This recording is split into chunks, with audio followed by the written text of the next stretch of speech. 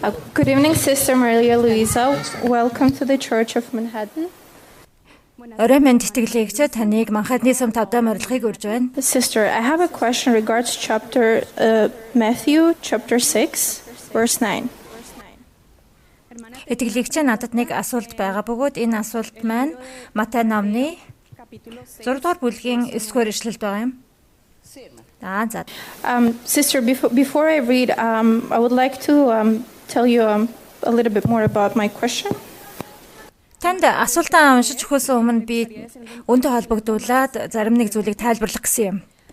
Sister, I grew up in Europe and I was born in a Christian family, was baptized as well in Christian church. Би Европт төрсөн ба манай гэр бүлийнхэн Христэд итгэлтэй, би мөн нэг Христийн сүмд баптизм хүртэж байсан. While growing up, I was introduced to a prayer which every Christian Orthodox church uses. Би өсөж торнож байхдаа нэг залбирлыг сурч авсан ба энэ залбирал нь бүх ортодоксын сүмүүдэд хэрэглэгддэг юм. Later on, I memorized and I have been using it since then. Every night since I was a child till now, I would go to bed, speak to Lord, and in the end, I would say words from this prayer. Би энэ залбирлыг чэжээр мэддэг ба үүнийг хүүхэд байхасаа өсвөлээд орой олгон өнөөдрийн хүртэл унтахаасаа өмнө хэлдэг юм. Sister, I never questioned where this powerful prayer came from and why it's so important. Итгэлэгч би хизээч энэ залбирал ханаас гарч ирсэн болоо гэж асууж байгаагүй, яагаад чухал юм болоо гэдгийг ч бас асууж байгаагүй юм. Until 2 weeks ago, I got to the chapter of Matthew and I saw it in chapter 6. Тэгээд 2-7 хоногийн өмнө би Матай номноос үнийг уншсан юм. 6 дугаар бүлгээс. And today, sister, I would like to hear a clarification from you. If you could tell me the story behind this prayer, and also I wanted to know why we don't use this prayer here in the church that often. Итгэлэгчээ тэгээд би танаас магадгүй та надад энэ залбирлын түүхийг тайлбарлаж чадсан болов уу? Мөн яагаад бид нар энэ залбирлыг сүмдээ хэрэглэдэг бэ гэдгийг асуух гэсэн юм. Тэгэхээр бид нар энэ залбирлыг ашигладаг. Бид залбирах бүртээ энэ залбирлыг хэрэглэдэг юм. Гэхдээ бид нар үүнийг чэжээр хэлээд байдаггүй. Уг үсгүйгээр бид нар энэ залбирлыг давтаж хэлдэггүй. Магадгүй та бүхэн сая Хиоб номноос намайг уншиж байхад анзаарсан байх. Би энэ Хиоб номноос уншиж байхдаа зарим нэг үгнүүдийг сольж хэлснийг та бүхэн үнийг анзаарсан уу? Миний гэхдээ энэ сольсон, тааруулж өөрчилсөн үгнүүд биднийг сэдвээс холдуулаагүй. Бид нэг сэдвийн тухай л ярьсан. Заримдаа бид нар синон буюу ижил утгатай үгээр ярьдаг. Испайл дээрчдэр, өөр хэл дээрчдэр маш олон ижил утгатай үгнүүд байдаг. Эндгээр нэг оруулж болдог. Энэ хэдийгээр өөр үг болтовч. Бид нэр залбирахдаа Эзэн Иесус Христ энд юудүүдэд энэ залбирлыг зааж өгсөн болохыг харж байна. Энэ хүмүүсийн эзний залбирал гэж нэрлэдэг энэ залбирал бол Эзэн Иесус Христ юудүүдэд зааж өгсөн залбирал юм. Учир нь тэд Бурханд хандан яаж залбирхаа мэдэхгүй байсан юм. Эзэн Иесус тэдэнд үүгээр нэг жишээ өгсөн. Тэд гэхдээ үүнийг чэжээр тогтоочхоод тэгээд механик автоматар дахин давтаж хэлэхээсгүй байсан юм. Хүмүүс ямар нэг зүйлийг давтаж хэлсээр аваад тэрийг чэжээр мэдчихдэг. Тэгээд чэжээр хэлж байхдаа тэдний бодол санаа өөр зүйл төвлөрсөн байдаг. Яг л ийм зүйл тохиолдог юм, хүмүүс дахиж давтаж хэлсэн үгээ хэлж байхдаа тэдний бодол санаа шал өөр зүгт явж байдаг. Учир нь тэд үүнийг чэжээр мэддэг учраас зүгээр л автоматар давтаад хэлдэг. Гэхдээ бид нар үүнийг ашигладаг. Гэхдээ бид нар үүнийг өөр өөрсдийн хэл дээр хэлж байхдаа үгнүүдийг нь өөрчилж хэлдэг юм. Бид нар ижил утгатай үгээр үүнийг өөрчилж хэлдэг. Жишээлбэл энд хэлэхдээ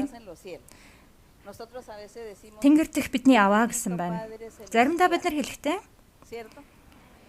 эвэгцэн билээ, Тэнгэрлэг эцэг минь гэж хэлдэг. Энэ нь яг л нэг зүйлийг хэлж байгаа юм. Тэнгэрт бидний аваа гэж хэлэх нь эвэгцэн билээ. Бидний эцэг гэж хэлэх нь ижил зүйл юм. Та тэнгэрт оршигч нь, та бүх ертөнцийн эзэн нь гэж хэлэх нь. Ингээд энэ бичгтэн таны алдар ариунаар дуурс тугаа гэсэн байна. Бид нар хэлэхдээ миний эзэн Бид таныг магтаж байна. Танд алдрыг өргөж байна. Та агуу, та ариун, та зөв шудраг гэдгийг бид нар залбиралдаа хэлдэг. Үүгээр бид нар таны алдар ариунаар дуустгаа гэдгийг хэлж байгаа юм. Та бүхэн харж байгаа үстэй бид нар өгнүүдийг нь өөрчилж хэлж байгааг зөвхөн энэ таны алдар ариунаар дуустгаа гэдэг хэлхийн оронд бид нар та агуу, та ариун, та тэнгэрт оршигчин гэж хэлж байгааг. Ингээд бид нар цааш унших юм бол таны хаанчлал эртвэ гэсэн байна.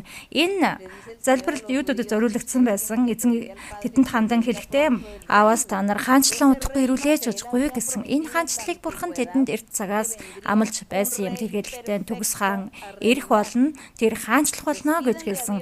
Энэ хаанчлалыг эцгээс та нар гуй гэж эзэн тэдэнд хэлсэн юм гэвч тэд энэ хаанчлал аль хэдийн тэдний дунд байгааг мэдээгүй энэ эзэн Есүс Христ өөр байсан юм гэвч эзэн тэдэнд юудүүдэд яаж залбирахыг зааж өгчүүлсэн тэрэлхтэн таны хаанчлал ирдгүү гэж гуйг гэсэн гэвч энэ хаанчлал тэдний дунд аль хэдийн ирчихсэн байсан юм.